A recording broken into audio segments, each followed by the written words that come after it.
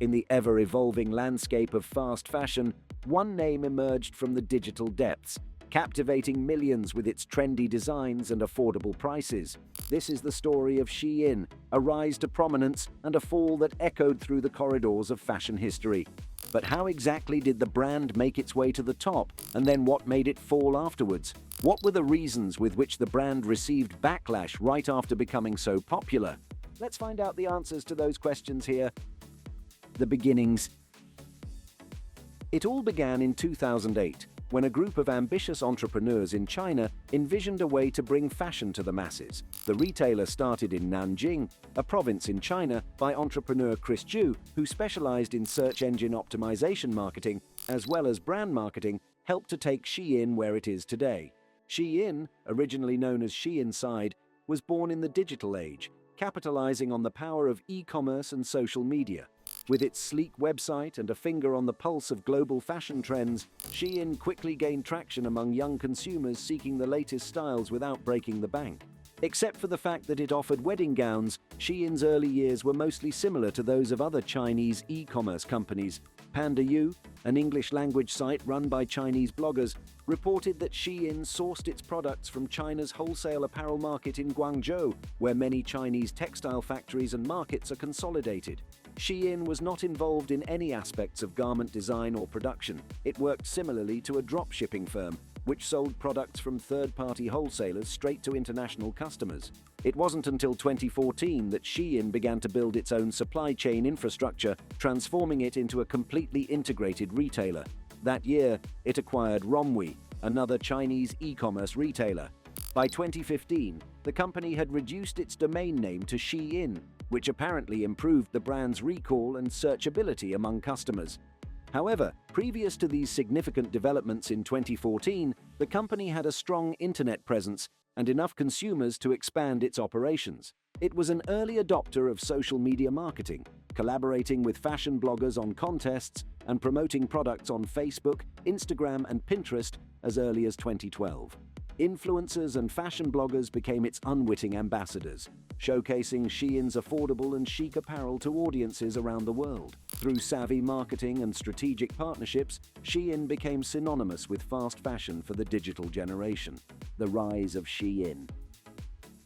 As the years went by, Shein's popularity skyrocketed, fueled by its vast inventory, lightning-fast shipping, and unbeatable prices. From trendy tops to statement accessories, Shein offered something for everyone, constantly refreshing its catalog to keep up with changing tastes. Customers flocked to Shein's website, lured by the promise of runway-inspired looks at prices that seemed too good to be true. With a few clicks, they could transform their wardrobes and stay ahead of the fashion curve without emptying their wallets.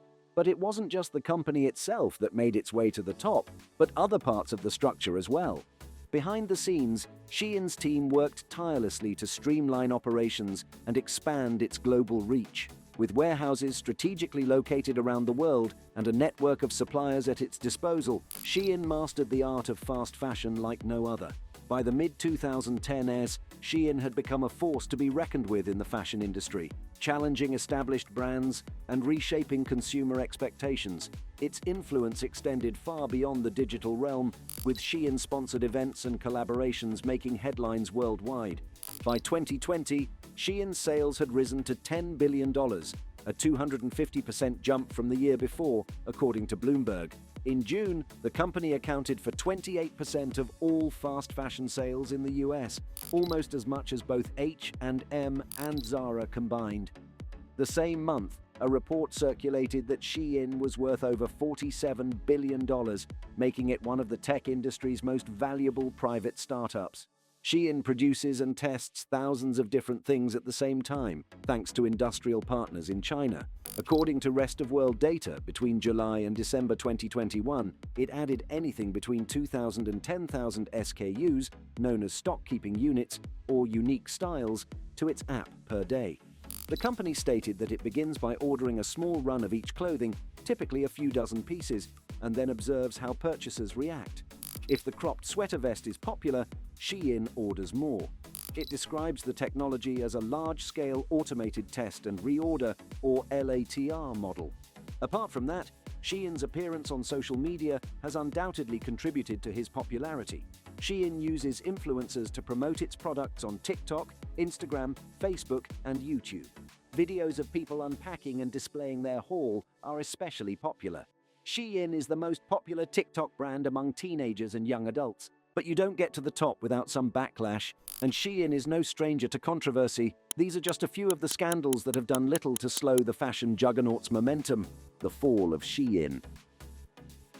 Beneath the glitz and glamour, cracks began to appear in Shein's glossy facade. Allegations of poor working conditions and environmental negligence tarnished its once impeccable image, prompting calls for accountability from consumers and activists alike. Reports surfaced of underpaid workers toiling in sweatshop conditions, churning out garments at breakneck speed to meet Shein's insatiable demand. Environmentalists condemned Shein's reliance on cheap materials and disposable fashion, warning of the toll it was taking on the planet. As the truth came to light, Shein's fortunes took a nosedive. Its stock prices plummeted, investors fled, and once loyal customers began to question the ethics of their shopping habits.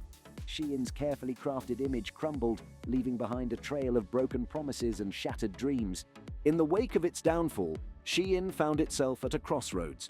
Faced with mounting pressure from all sides, the company was forced to reckon with the consequences of its actions and chart a new course forward. The controversies.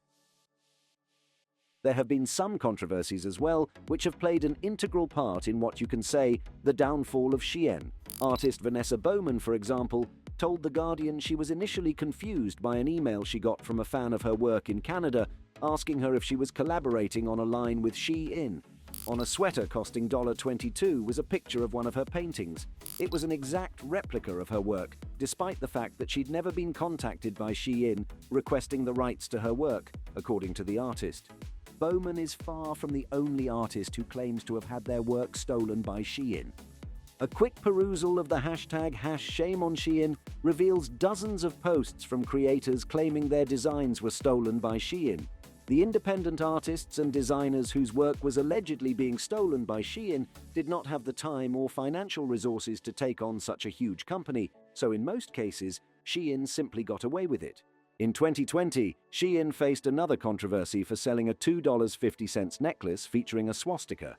It wasn't simply a case of the company's design resembling the infamous anti-Semitic symbol. The offending item was literally labeled "metal swastika pendant necklace" on the website. Another controversy was the allegations of questionable labor practices that the company faced.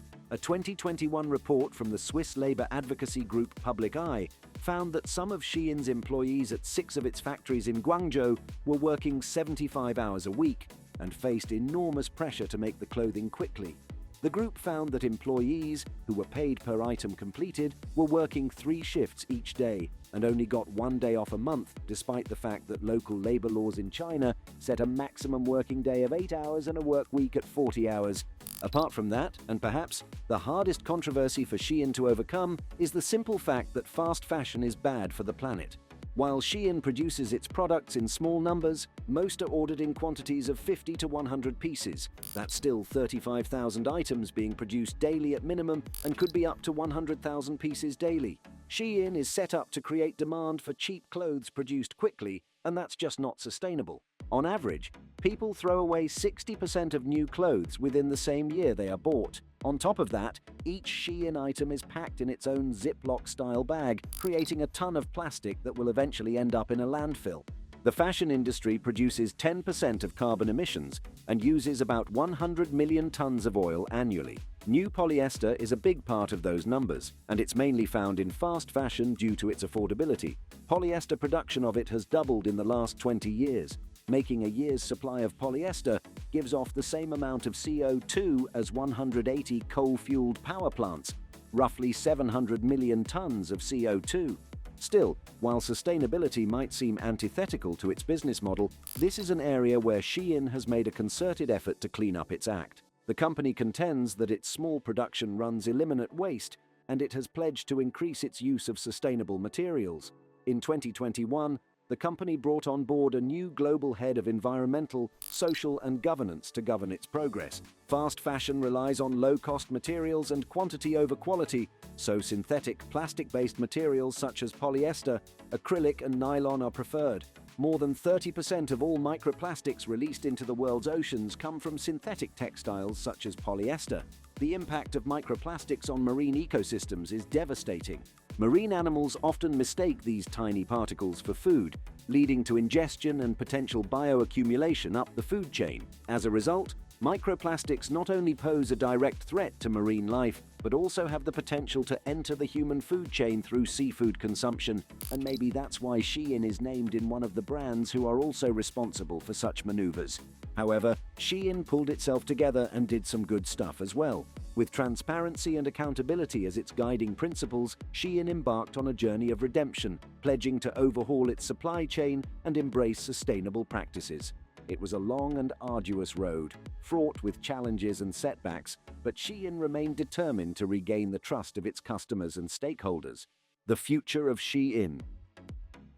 Shein is at a critical moment as it prepares for its first public offering in the US. The decision to go public will undoubtedly result in increased scrutiny, particularly of its supply chain and labor abuses. The difficulty will be to maintain its growing velocity while resolving these ethical problems, a balancing act critical to its long-term viability. Furthermore, the change from a private to a public corporation marks a new chapter for Shein, in which it will have to negotiate market expectations and investor trust. This transformation provides an opportunity for Shein to reinvent itself, potentially shifting toward more sustainable practices and transparent operations in line with the changing demands of a more socially and environmentally concerned consumer base. But there are some concerns in that as well, like the custom duties. That is the de minimis trade rule. In the United States, if you import products worth less than $800, you are not required to pay customs duties. This is a century-old rule. Basically, it's not worth customs time. But if you're a traditional retailer, you're often paying because you're bringing in your goods from overseas in bulk, and that's going to cost more than $800. Shein's business model is that they ship directly to customers and they sell items at very low prices. Often, a lot of those packages are going to be under $800. Thus, they are not required to pay this fee. Critics say that's not fair. That was not the intention of this rule. They say the intention was more like, if your grandmother went to France and is sending you something, it shouldn't be for large corporations basing their whole business model on it. But still, some can hope for the best to happen in the future. Shein's decision to go public marks a pivotal moment in the company's history. The world watches with keen interest as it stands on the brink of this monumental transition. Will Shein continue its growth, or will the increased scrutiny and market pressures reshape its trajectory? Only time will tell, but one thing is sure. Shein's journey from a modest online retailer to a global fashion powerhouse is a narrative of innovation, ambition, and the ever-changing dynamics of the fashion industry.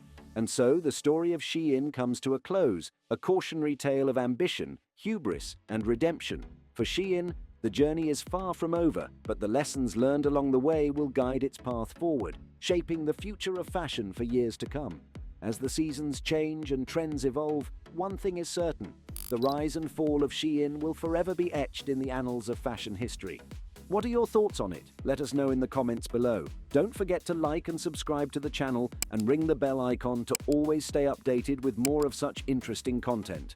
Thanks for watching Byte Notes.